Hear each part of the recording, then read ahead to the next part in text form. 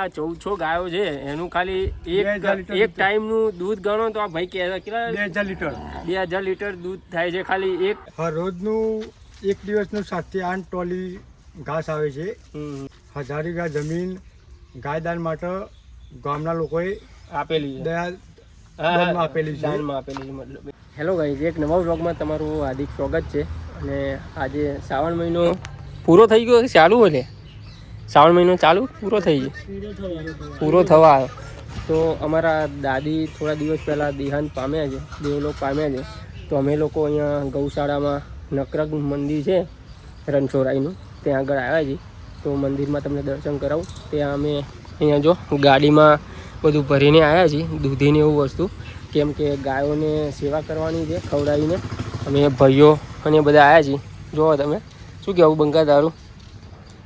કરો સેવા કરો, સેવા કરવા. તો ચલો મંદિરમાં આપણે દર્શન કરવા જઈએ. તો ગાઈઝ અહીંયા રણછોડરાયનું કંઈક આ રીતનું મંદિર છે, તમે જુઓ. અને અહીંયા આ મંદિરની અંદર ગૌશાળા છે ને પાછળ. અને કેટલી ગાયો છે? કદાચ 1400 કે તો ગાઈઝ અહીંયા 1400 ગાયો છે. તો અમે પૂન કરવા આવ્યા છીએ. પહેલાં તો મહાદેવના અંદર જઈને, મહાદેવના નહીં રણછોડરાયના, સોરી ગાઈઝ ભૂલ થઈ ગઈ છે.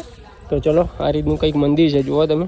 ગાઈઝ અમે મંદિરની અંદર દર્શન કરવા તો અમે લોકો આવ્યા, પણ અત્યારે બપોર છે એટલે મંદિર બંધ છે, તમે એ પણ જોઈ શકો છો. તો રણછોડરાયના દર્શન કરી લો તમે, મંદિર બંધ છે. અંદરથી મંદિર કંઈક આ રીતનું છે, તમે જોઈ શકો છો. બહાર અહીંયા બધું ગાર્ડન ને એવું છે, મસ્ત ફોટોગ્રાફી ને એવું થાય એવું છે. અહીંયા જો બેબીનો ફોટોગ્રાફી કરવા આવ્યા છે આ ભાઈ લોકો, મસ્ત મજાના ફોટોગ્રાફી કરે છે. તો ચલો હવે આપણે તો અહીંયા દાન કરવા આવ્યા છીએ.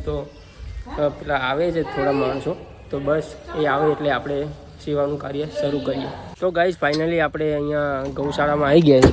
આ રિક્ષા ભરીને તમે જોઈ શકો, દૂધી છે. કેટલા જબલા છે? હા, કેટલા જબલા છે? 22 જબ.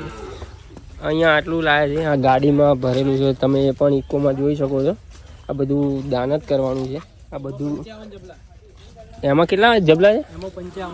હા, તો બસ અમારા શેઠ જે કંપનીના છે, તો બસ એ લોકો આવે છે, પછી આ બધી ગાયો છે એમને ખવડાવવાનું છે. તો બસ આ રીતની સેવા કરવા આવ્યા છે. તો કન્ટિન્યુ વ્લોગની અંદર બને રહેજો. બસ આવે એટલે ચાલુ જ કરીએ છીએ અહીંયા નાખવાનું. તમે જોઈ શકો છો ઘણી બધી ગાયો છે, અમુક પેલું બાજુ છે. તો ગાય તમને બધી ગાયો બતાવું. ખરેખર જિંદગીમાં પહેલી વખત આટલી બધી ગાયો જોઈ છે ને? તે કદી જોઈ ના, મેં આટલી બધી નહીં જોઈ. તે બંકા 1400 ગાયો જો, ખાલી 1400 ગાયો છે. ખરેખર બહુ જોઈ શકો છો તમે, ઘણી બધી ગાયો છે. એક જબલું તો આ ગાયને કંઈ થાય જ નહીં, નહીં થાય કંઈ. તો આ બધા સિક્યોરિટીની કાકા લોકો છે, આ તમે જોઈ શકો છો. ગાડી અને રિક્ષા ત્યાં ઊભી છે. તો બસ શેઠ આવે એટલે બધે નાખવાનું ચાલુ કરીએ. તો બસ થોડી ઘણી સેવા બને એટલી કરીએ છીએ. શું કહેવું તમારું? લો અમારા રોહિતભાઈ કંઈક કહે છે. કંઈક આ રીતની ગૌશાળા છે, જોઈ શકો છો. બહુ મોટી ગૌશાળા છે. એક ટનનું 2000 લીટર દૂધ થાય. એવું એમ? હું જોતો છું એક ટનનું? એક ટનનું ખાલી. એક ટનનું કેટલાનું? 2000 જો લીટર દૂધ. જો ભાઈ ખાલી આ 1400 ગાયો છે એનું ખાલી એક ટાઈમનું દૂધ ગણો તો આ ભાઈ કે કેટલા 2000 લીટર 2000 લીટર દૂધ થાય છે ખાલી એક સવારનું, મતલબ એમ. હા, જગન્નાથજી જમાલપુર મંદિર કહું ને, હા, તો એનું દૂધની પ્રસાદી, એનું ઘી, આ બધું ધર્મશાળામાં જમવામાં ભંડાર થાય મોટા. હા, આ મોટા મોટા જે મંદિરો છે ગાય, એની અંદર જે આ દૂધ છે એનું ઘી બને છે, એ બધું ત્યાં મોટા મોટા મંદિરની અંદર દાન કરવામાં આવે છે, બધાને ખવડાવવામાં આવે છે. બસ બધી અહીં જે લોકો સેવા કરે છે એમ આ લોકો બી દૂધની અને ઘીની બધાની સેવા કરે છે અલગ અલગ મંદિરની અંદર. તો બસ આ એક જાતનું સારું જ કામ છે અને બહુ મોટી ગૌશાળા છે. તો કોકદાર મુલાકાત લેજો. એડ્રેસ છે અહીંયા આપણા ગાય સર્કલ ખરું, બાકરોલથી આગળ કાકજ પાલડી છે એક ગામનું નામ. ત્યાં નકળંગ મંદિર છે એની અંદર આ ગૌશાળા આવેલી છે. તો બસ તમે કોકદાર અહીંયા વિઝિટ કરજો, તમને ખૂબ જ મજા આવશે. બસ મળીએ તમને આગળ. તો ગાઈઝ અમે આ જે અહીંયા ગૌશાળાની અંદર જે આ ભાઈ રહે છે એમને ખાલી થોડી ઘણી વાતચીત કરી, પણ ખરેખર અમને એટલો આનંદ થયો કે ખરેખર અત્યારે માણસાઈ આટલી બધી હોય છે. કેમ કે તમે આ ભાઈના મોઢે સાંભળો, ખાલી કેટલા લોકોએ જમીન દાનમાં આપેલી છે અને આ ગાયોને પૂન કરવા માટે કેટલું ઘાસ આવે છે ને શું થાય છે, ખાલી આ ભાઈના મોઢે સાંભળો તમે. કહો ભાઈ તમને. રોજનું એક દિવસનું 7 થી 8 ટોલી ઘાસ આવે છે. 1000 વીઘા જમીન ગાયદાન માટે ગામના લોકોએ આપેલી છે, દાનમાં આપેલી છે. દાનમાં આપેલી છે મતલબ એમ. લગભગ 1400 ગાયો હોય શું કાકડપાલી ગામમાં ધર્મશાળામાં. અને ગૌશાળા બહુ મોટી છે, તમે જોવાલાયક સ્થળ છે, તમે આવી શકો છો. હોય ખરેખર તમારું દિલ ખુશ થઈ જાય, કેમ કે આ લોકોની વાતો અને ખરેખર લોકોનામાં હજુ માણસાઈ એવી છે કે હજુ પણ લોકો દાન કરે છે. હા, અત્યારે અમે આ જિંદગીમાં પહેલી વખત આટલું મોટું દાન કરવા માટે આવ્યા છીએ, પણ અત્યારે અમને એટલો આનંદ થાય છે કે અમે પણ આવો લાવો મળ્યો છે. કેમ કે ખરેખર આ એક પુણ્યનું કામ છે. અને આટલી બધી ગાયોનું ખર્ચો તમે ખાલી એક ઘરની અંદર 2 ગાય હોય તો તમે ખર્ચો કેટલો થાય છે એ ગણી લો. આ તો 1400 ગાયો છે દોસ્તો, તો રોજનો ખર્ચો કેટલો થતો હશે તમે અંદાજે વિચાર કરો. રોજનો તમારો મિનિમમ ખર્ચો કેટલો થતો હશે અહીંયા અંદાજે ગણો તો એ બધું એક દિવસનો?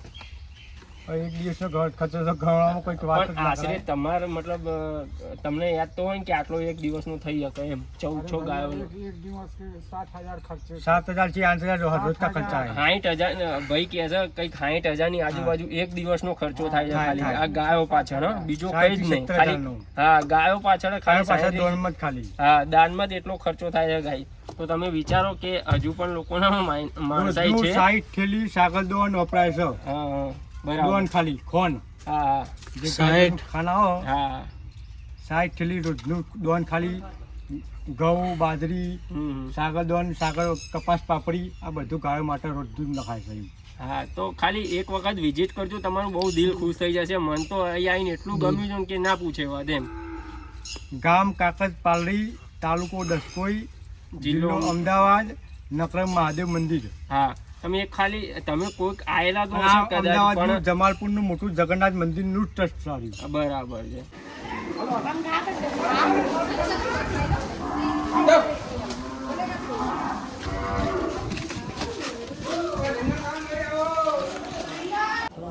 હા, એ બધી મારા છે ને એટલે એમના આદમી નાખે. તો ગાઈઝ અમે સેવા તો કરી દીધી છે પેલું બાજુ. અહીંયા તમે જોઈ લો નજારો થોડો, અહીંયા ડાલ દો.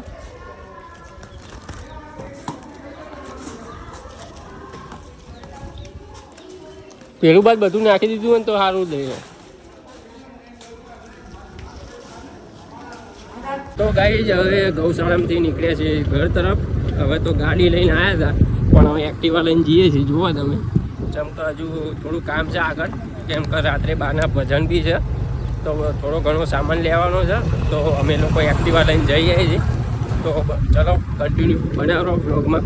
A few moments later. Guys અમારે ગૌશાળાથી લેવા જવાનું તો ઘણો બધો સામાન તો લઈને આવી ગયા હતા ઘરે, અને થોડી તબિયત વીક હતી તો આવીને સૂઈ ગયો હતો. અને અત્યારે ફાઇનલી મસ્ત મજાનો ફ્રેશ થઈ ગયો છું અને વ્લોગનો એન્ડ કરવા માટે ધાબા ઉપર આવ્યો છું. તો ચલો તમને અમારા ગામનો થોડો નજારો બતાવું.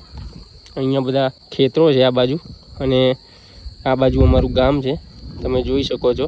મસ્ત મજાનું ગામ છે. તો બસ અમારો બ્લોગ તમને કેવો લાગ્યો કોમેન્ટ કરીને જરૂરથી જણાવજો. અને અમારી આ ચેનલને સબસ્ક્રાઈબ ના કરી હોય તો જલ્દીથી સબસ્ક્રાઈબ કરી દેજો.